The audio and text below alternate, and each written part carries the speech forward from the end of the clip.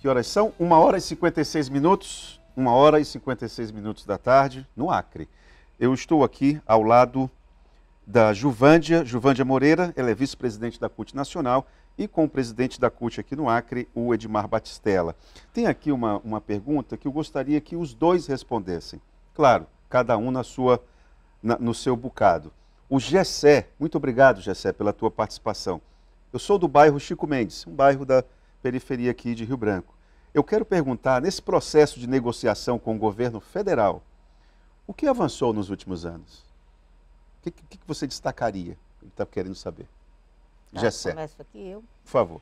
Bom, na verdade, eu tenho que ser clara. Nesse último governo, né, que encerrou agora em dezembro, o governo Bolsonaro, nós não tínhamos negociação, né, o movimento sindical no geral, né, independente da central. Não tinha espaço para negociação. Foi um período difícil, né? Agora, nós temos um conjunto de reivindicações que chama Plataforma da Classe Trabalhadora. E essa plataforma, nós negociamos a partir dela. Ela foi uma construção que veio, né, dos estados até com as centrais, e, né, a CUT nacional, enfim. Então, a gente construiu essa plataforma, que era reajuste do salário mínimo, reforma tributária, desonerando o trabalhador, ou seja, os super ricos têm que pagar mais imposto e você tem que diminuir os impostos dos trabalhadores, as pessoas que ganham menos. Tem a igualdade salarial entre homens e mulheres, tem uma série um conjunto, né, crédito para a agricultura familiar, crédito subsidiado para o pequeno e médio empresário, porque com essas taxas de juros absurdas, né, você não consegue abrir uma microempresa, enfim, investir na sua própria empresa. O dinheiro está caro. Está muito caro. Né? Os juros estão muito altos, o Banco Central, inclusive nós da Central da CUT, estamos com a campanha pela redução dos juros. E você é dessa área, né, Giovanni? Eu sou bancária, né? Sou do ramo financeiro, trabalhadora, né, do ramo financeiro, porque às vezes não sou banqueira. Pensa que você é dona do banco? Não, pelo contrário, o Edmar também é bancário. Bancário também. E a gente vê, óbvio, né, você vê o quanto que os bancos ganham, né, uma grande parte dos recursos dos bancos hoje vem dos títulos, né, da dívida pública, né, com esses juros absurdos que... É o governo bancando os bancos. Exatamente. Né? E quem que define os juros? O Banco Central. Por isso que a gente está com uma campanha muito forte contra esses juros, essa política de juros altos do Campos Neto. Né? Campos Neto, presidente do Banco Central. Presidente do Banco Central, para que ele reduza juros. Porque o que está acontecendo? Você tem... as montadoras estão com um pátio cheio de carros sem vender. Porque a população, o cidadão, não está financiando o carro, que metade do carro ele vai pagar de juros. Quando você paga o carro, metade é juros. Você compra uma geladeira, você paga uma geladeira e meia por causa dos juros, né, bancários. E esse juro que o Banco Central define, ele vai definindo todos os outros. Né? Claro. E, portanto, é a maior taxa de juros do mundo que o Banco Central está praticando aqui no Brasil. Nós estamos numa cobrança para que reduza, enfim. É algo que é urgente de fazer. Aí as montadoras não vendem, os trabalhadores não trabalham, estão tudo em férias coletivas, que podem perder o emprego se não reduzir os juros. As lojas não vendem, os estoques estão cheios, ou o custo financeiro das empresas está em quase 30%, é um custo super alto por causa dos juros altos. E isso joga a economia para baixo, você não tem emprego, então reduzir juros significa gerar emprego e renda, por isso que nós estamos numa luta pela redução dos juros, inclusive dialogando com o Senado, para que o Senado convoque o Campos Neto e entenda e questione e cobre a redução dos juros para que gere emprego e renda no Brasil, que é isso que a gente precisa. Perfeito. Batistella, e você? O que você diria em relação a essa agenda que o telespectador perguntou? Vamos falar assim, a nossa expectativa, movimento sindical central e governo federal. Né? A gente, se você for imaginar o que foi feito nos últimos 6 meses aí com esse nosso governo, um exemplo nosso, a BR-364, né, que foi totalmente destruída nos últimos 4 anos. Nós não tínhamos mais BR.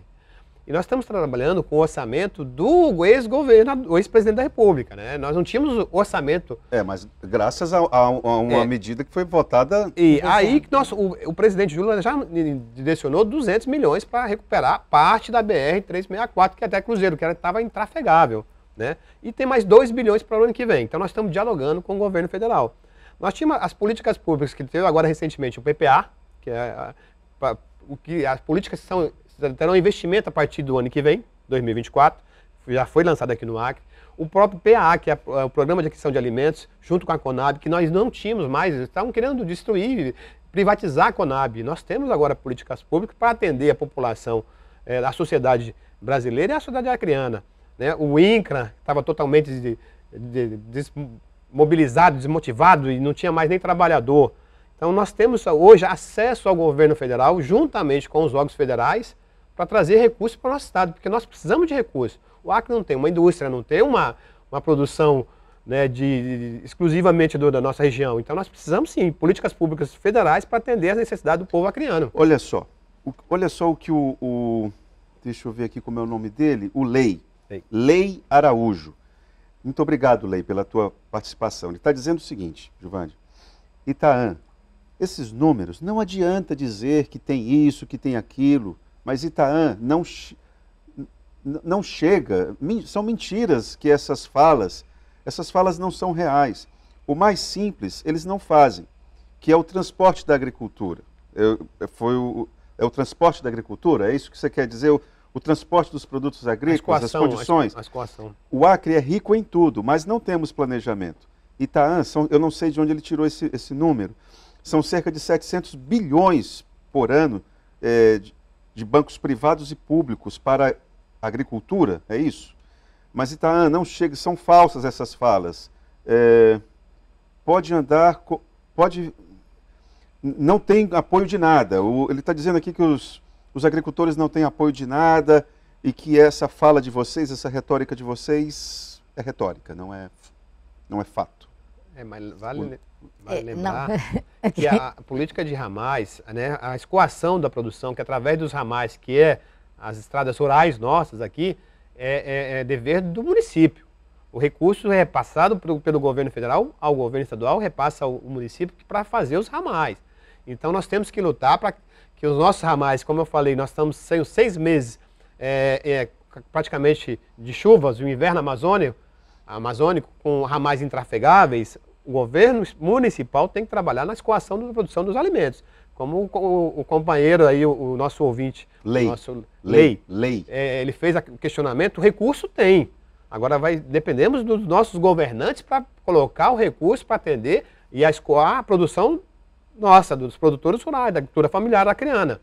Olha, acho que o Lei, por exemplo, o Lei, quando ele fala que o recurso não chegou, eu acho que no que diz respeito também, Batistella está falando de uma questão importante. Você tem papel que é o papel do Estado, o papel do município e o papel do governo federal. No caso do Plano Safra e do Banco do Brasil, por exemplo, até o ano passado você tinha um plano direcionado muito para o agronegócio. Né? Por isso que a nossa luta é que os recursos venham para o agricultor familiar. Então, assim, o recurso está aprovado, nós estamos discutindo, inclusive, com o Banco do Brasil, que tem que fazer parte, né, do plano de trabalho do gerente, né? Porque se ele não tem aquilo no plano de trabalho, ele vai fazer o que o gestor dele, o que o chefe dele está mandando ele fazer. Então, para que o recurso chegue na ponta, você tem que ter toda uma série de medidas. Então, quando nós estamos reivindicando, né, através das várias organizações nossas de rurais, e estamos também acompanhando, né, como implementar, como chegar na ponta esses recursos. Porque é isso, eles têm o recurso, têm a meta de que o recurso chegue, agora tem que cobrar. Ele também tem que acompanhar e a gente também vai acompanhar e cobrar que esses recursos cheguem. Olha só, Juvândia, o que o teu colega aqui, o Eduardo, está dizendo. Muito obrigado, Eduardo, pela tua participação. Boa tarde, meu nome é Eduardo. Eu trabalho em um banco público. E em 2022 foi aplicado o maior valor da sua história, história do banco, no setor agrícola. Então, não houve restrição de crédito rural no governo passado, diz ele. Não sei em outros bancos públicos. Certamente, Eduardo, eu vou chutar aqui. Você deve trabalhar no Banco da Amazônia. Eu imagino que sim. No Banco da Amazônia. Agora aqui tem uma... eu não estou dizendo que o Eduardo está faltando com a verdade. Não estou dizendo isso. Verdade. Agora a questão é, o Banco da Amazônia, ele financia quem já tem pescoço grosso, É a concentração do financiamento. A agricultura familiar, você financiar ou repassar o recurso para 100 produtores da agricultura familiar ou repassar 100 mil para um produtor de criação de gado? De gado. Então, essa é a diferença, né, minha companheira? E a mesma coisa no Banco do Brasil, ou até a Caixa, que não é o papel, não é a missão dela, o agronegócio, ela designou recursos para o agronegócio, para os grandes produtores, não chegou aos pequenos. Então, assim, nós temos um estudo, contratamos um economista, fizemos um estudo sobre o papel dos bancos públicos nesse último período, que nós, aliás, tivemos muitos ataques a esse papel social, né? E aí, que conclusão vocês chegaram? A conclusão é essa, o crédito não foi, nós temos números, dados dos próprios balanços, do Banco Central, então assim, são dados reais, você está lá, você vai ver o que foi para o agronegócio, para os grandes produtores, o que vai para o agricultor familiar. Então quando a gente está dizendo que não foi recurso, o Pronaf, por exemplo, no Banco do Brasil foi algo que foi esvaziado, ele é real, são números reais que estão, e que tem uma destinação tem um aumento de recursos para a agricultura familiar, que tem que chegar na ponta, é óbvio, tá aí, tem agências, o Banco do Brasil tem agências hoje em praticamente todos os estados, em todos os municípios não, né? Mas que tem uma capilaridade grande. Então, que chegue o BASA, o próprio Banco do Nordeste, né, com o Crédito Amigo, enfim. A questão é que você tem que ter mesmo fontes de recursos que tenham juros subsidiados, que é o caso do Plano Safra, né? E destinado para um segmento que é importante para a alimentação do brasileiro, que é importante para a produção, né? Eu acho que, agrícola. o que não podemos cair no pecado, quer dizer, de o governo ser o alimentador dessa polarização entre o pequeno e o grande agricultor. Há mercados para todos os dois. O próprio governo Lula, no Plano Safra, 76 bilhões para o pequena agricultura de base familiar, e 360 para o agronegócio, não foi esse o número? Exatamente. Cada um na sua. Não é, exatamente. Não cada um tem seu papel, é importante para o Brasil, para a nossa economia.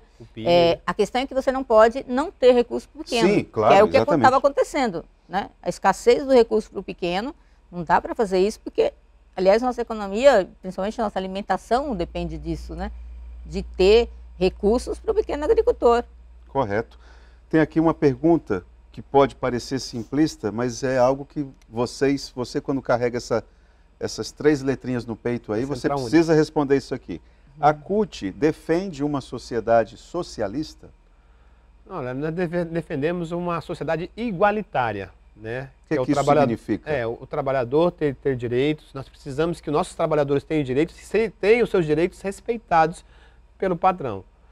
O agronegócio que nós acabamos de falar, quando nós falamos de agronegócio, para o mercado brasileiro, a gente precisa aumentar o PIB, as exportações, mas nós temos que ter pequeno produtor, agricultura familiar. E nosso estado aqui, ele é rico na produção familiar. A Central Única dos Trabalhadores, ela defende que todo mundo tenha acesso à educação, à saúde, à segurança.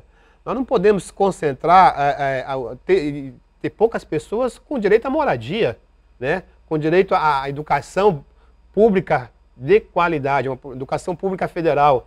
Então, é isso que a CUT prega, é isso que o nosso movimento social, o movimento sindical busca. É uma sociedade igualitária para todos, independente da classe política, religião, sua cor. Nós queremos que todos nós tenhamos acesso à educação, saúde, transporte e segurança para todos. É isso que a CUT prega. Olha, tem a Rosa do Benfica. Benfica é uma região aqui próximo a Rio Branco. Está dizendo o seguinte: Itaã, pergunta para eles o que está se referindo à CUT, o que a CUT tem feito para impedir que os sem terra invadam e destruam as plantações dos produtores rurais. A Rosa do projeto Benfica. Obrigado, Rosa, pela sua participação. E aí, Giovanni? Veja, a CUT é a central que mais tem trabalhador rural, agricultor familiar, filiados, né? Nós temos muitos sindicatos de trabalhadores rurais, da agricultura familiar, filiados em todas as regiões do Brasil, né? Do norte a sul do país, né? Organizados, enfim, e que lutam por qualidade de vida no campo, enfim, por acesso a condições, né, para plantar, para produzir, para comprar semente, para comprar os equipamentos, enfim. é a luta do trabalhador da agricultura familiar, né? A luta do agricultor familiar. É uma luta nossa da CUT. Né? O que o Edmar falou, que né, nós lutamos para que todos tenham acesso à moradia, à terra, à saúde, à educação. Essa é a luta da CUT, né? Direitos, né? Confunde-se isso com socialismo, assim, não é de uma maneira não, na muito... verdade, assim, o que é ser socialista? Isto é a luta da CUT. Essa é a luta da CUT. É ruim que todo mundo tenha acesso à casa? É ruim que as pessoas tenham acesso à alimentação de qualidade, que todo mundo tenha direito de comer? Né? É ruim que você tenha direito a emprego, que a gente lute por emprego? Essa é a luta da CUT. Né? E se isso é o ser socialista, sim, a CUT é socialista nesse sentido. Nesse sentido, ela nesses luta termos. por uma igualdade social, para que as pessoas todas, e não a riqueza fique concentrada na mão de poucos e a maioria fique passando fome. A gente vê hoje uma realidade nos centros das cidades, muita gente vivendo nas ruas sem moradia, sem emprego, com as crianças vivendo na rua. Mas é isso que a gente não quer. É disso que a gente luta, entendeu? Todo mundo tinha que ter direito a ter uma casa, né? E todo mundo tinha que ter direito a ter uma terra. O que os trabalhadores, o movimento, né, de moradia ou o movimento sem terra, né, o que o movimento efetivamente legítimo faz? Ocupar terras improdutivas, ou terras da União, que são improdutivas, né, para que ali se tenha distribuição, para que ali se faça uma distribuição da terra, para que ali são pessoas que estão excluídas, né, que não têm terra, que não têm casa, que não têm nada. Elas estão lutando para sobreviver. Então essa é uma luta legítima pela distribuição. Isso, inclusive, é constitucional. Eu ia falar isso, é garantido pela Constituição. Na Constituição. Né? Esses trabalhadores não ocupam a terra produtiva. Não vão lá tem um agricultor familiar e vem aqui alguém, invade sua terra e toma. Não é essa a luta do trabalhador que não tem terra e que luta por terra, que não tem moradia, que luta por moradia. Né? Não é. Essa luta nós apoiamos, entendeu? Tá certo. Juvândia, eu queria agradecer muito a presença de vocês, nosso tempo encerrou. Batistella, amanhã então vai se concluir um processo e aí vai ter a cara do Acre, a cara do trabalhador acreano vai estar ali. Isso. Nós estamos no nosso congresso, são 2 dias, né? Quinta e sexta-feira, nessa construção de uma sociedade realmente justa e igualitária para os trabalhadores e para o povo acreano. A gente acredita que a gente vai conseguir unificar movimento sindical, central sindical, movimentos sociais e construir uma CUT mais fortalecida para os próximos 4 anos. Muito obrigado, Batistella. Obrigado, Juvândia. Eu que agradeço. Prazer estar aqui com vocês. Obrigado mesmo. Vamos para o intervalo? Já voltamos com Gazeta Entrevista.